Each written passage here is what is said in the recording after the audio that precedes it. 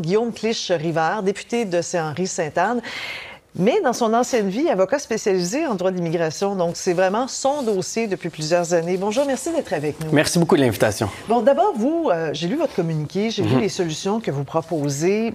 J'ai senti votre inquiétude aussi. Qu'est-ce qui vous inquiète quand on lit justement le dossier crise du logement et immigration?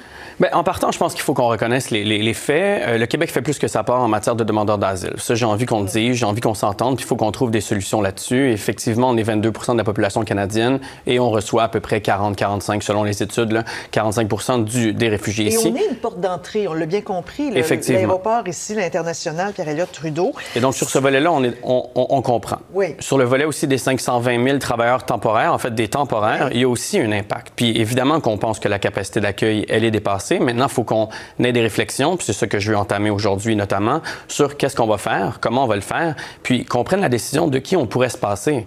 Finalement, si on réduit à 300 000 temporaires ou à 350 000 temporaires, il y a des gens qui, en ce moment, occupent des emplois au Québec qui n'y seront plus d'ici 2-3 ans selon le plan qu'on met en œuvre. Et là, je pense au réseau de la santé. Je pense au réseau de l'éducation, de la petite enfance. Je pense à nos travailleurs agricoles dans les champs. Qu'est-ce qu'on va faire? Alors, on a une décision à prendre. Il y a un débat collectif à avoir, mais faisons-le sur des bases sereines, faisons-le sur des bases posées, avec les experts, avec la science, et puis on prendra nos décisions rendues là. Recommençons par le début. Tout à fait. La semaine dernière, François Legault, il envoie une lettre à son homologue fédéral et il dit un petit peu la même chose que vous, finalement. Il dit, écoutez, moi, j'ai une inquiétude, puis on fait plus que notre part au Québec en matière d'accueil des gens qui sont des demandeurs d'asile. Alors, il demande d'une part, bien, il demande sans le demander, mais on comprend que la question, entre autres, des visas pour les Mexicains, c'est un enjeu. En ce moment, ils ne sont pas obligés d'avoir un visa.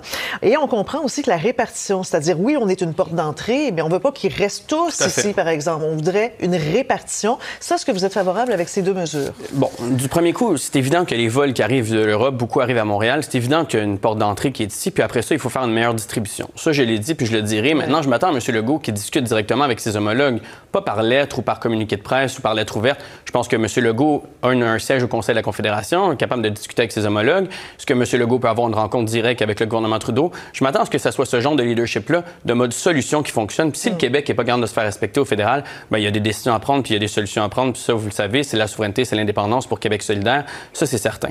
Maintenant, il faut qu'on fasse ça de manière posée, bienveillante. Les réfugiés et les demandeurs d'asile, ce sont des gens qui ont fui la guerre, qui ont fui la persécution. Et il faut s'assurer qu'on fasse ça de manière volontaire. Mais ça, c'est quand ils sont reçus, M. Quand ils sont reçus, très certainement. Il y en a beaucoup qui n'ont peut-être pas fui la guerre ou ce que vous dites, ils ne sont pas en danger de mort, mais ils s'essayent. Ils font une demande ici. Mais on a un taux d'approbation global et moyen qui tourne autour des 65-70 %. Donc, faisons attention avant de dire, attention, la plupart de ces gens-là ne sont pas des réfugiés reconnus. C'est un tribunal indépendant, neutre, qui prend ces décisions-là au sens de la loi puis au sens du droit international. Le processus est long et c'est là où on a le Québec aussi là-dessus. Sur deux choses. D'une part, c'est long avant qu'on tranche. Est-ce qu'on l'accueille ou on l'accueille pas, cette personne-là? Mais entre-temps, on assume les coûts. Tout à fait. Entre-temps, si elle a des enfants, ils vont aller à l'école. Si elle a des besoins de santé, elle va utiliser les services ici. Et évidemment, elle a besoin de se loger. Et entre-temps, la personne, elle peut attendre un permis de travail qui n'arrive pas parce que les délais sont trop longs du côté du fédéral. Donc, on assume une facture, par exemple, d'un filet de sécurité avec l'équivalent du bien-être social. Et on est tout à fait d'accord. Et là, on voit que le gouvernement Legault n'est pas capable de se faire rembourser. Ça, c'est un autre échec de ce côté-là. M. Legault nous demandait un mandat fort pour plus de pouvoir d'immigration. Il n'y en a pas. Pour se faire rembourser, il n'y en a pas. Pour contrôler mieux notre immigration temporaire, il ne le fait pas. Alors moi, je vois un constat d'échec dans sa lettre et malheureusement, il faut qu'on trouve des solutions. Il faut qu'on passe en mode proactif. Les solutions, c'est quoi? Vu par Québec solidaire, vous êtes d'accord avec le fait on prend un nouveau lot de personnes qui arrivent, qui sont demandeurs d'asile, on les met dans un autobus, puis on se dit, bye, vous allez au Manitoba, là? On va faire les choses de manière bienveillante et volontaire, en respect des traumas des gens. Moi, j'ai travaillé avec cette population-là. Il y a beaucoup de gens qui arrivent ici parce qu'ils arrivent ici parce que leur vol arrive ici. Il y a d'autres gens qui veulent choisir Montréal, qui ont choisi le Québec. C'est deux dossiers complètement séparés. Si on met les gens dans un autobus qui sont pas volontaires, c'est pas très, très compliqué. Les gens vont revenir, puis ça aura servi à rien.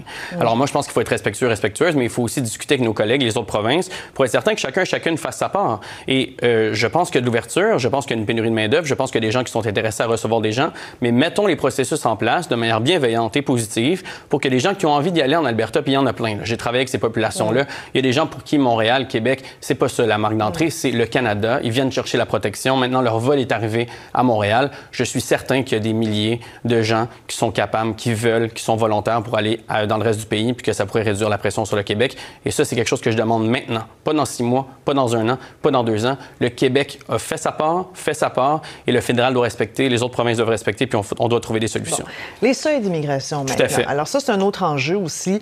Vous êtes d'accord pour qu'on se repenche à nouveau là-dessus, mais vous dites qu'on le fasse de manière scientifique, comme si vous disiez qu'on ne l'a pas fait de façon sérieuse. Pourtant, la semaine dernière, j'avais la ministre de l'Immigration du Québec, Mme Fréchette, sur le même plateau, exactement au même endroit où vous êtes, qui rappelait à quel point elle a fait quand même là, des audiences là-dessus. Je veux dire, les gens se sont penchés là-dessus, les experts ont pu venir présenter ce qu'ils avaient à dire. L'exercice n'a pas été fait? Attention, l'exercice a été fait pour l'immigration permanente. Nos permanents, ce sont nos travailleurs qualifiés, le regroupement familial, les gens qui se destinent à la résidence permanente. Le seuil, le fameux seuil, 60, 60 000, 80, 35 pour le Parti québécois au moins. L'immigration temporaire, on n'en a pas parlé. Et on n'a pas fait de plan, il n'y a pas de seuil. On ne sait pas combien de travailleurs étrangers temporaires par année. On sait combien il y en a, mais on ne s'est pas fixé de plan. Combien de travailleurs étrangers temporaires, on ne s'est pas fixé de plan. Et c'est ce volet-là qui manque cruellement. Et moi, c'est ce volet-là que je veux établir. C'est bien si on fait une consultation sur les 60 à 80 000 permanents, mais si on occulte puis on oublie le débat sur les 530 000 temporaires, on passe à côté de la vraie discussion. Il y a deux paliers de gouvernement qui s'en mêlent là-dedans. Tout à fait. Mais il y a l'accord Canada-Québec de 91 qui fait en sorte et qui dit que tout travailleur étranger temporaire au Québec doit avoir une autorisation du Québec. En ce moment, c'est pas le cas. Plus de 60 parce qu'il y a deux volets. Il y a le PMI, le programme de mobilité internationale, et le programme des travailleurs étrangers temporaires. Ce sont deux volets.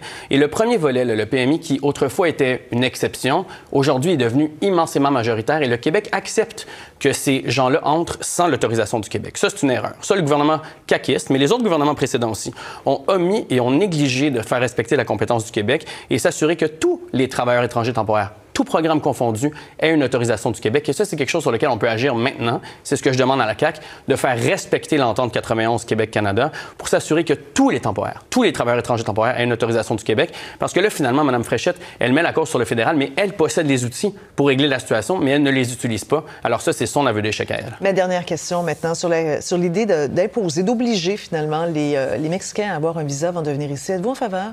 Je pense qu'il y a une grande discussion à avoir. Je pense qu'il faut étudier la question. J'ai pas de position tranchée là-dessus, mais je pense que quand on voit l'explosion du nombre de demandes d'asile, la question mérite d'être traitée sérieusement. Moi, je suis prêt à entendre les analyses. Je pense qu'on a un débat à avoir là-dessus. C'est un partenaire économique, le Mexique, de manière très importante. Je voudrais quand même qu'on évalue la portée économique d'une telle décision. Mais si c'est la bonne chose à faire, moi, je suis ouvert. Je pense qu'on pourrait y aller avec un visa. De toute façon, il suffit d'avoir un visa pour entrer. Alors, je pense pas qu'on bloque l'entrée de personne. J'ai de l'ouverture sur cette proposition-là. Monsieur Clich-Rivard, merci pour l'entrevue aujourd'hui. Merci. Bonne journée. Merci beaucoup.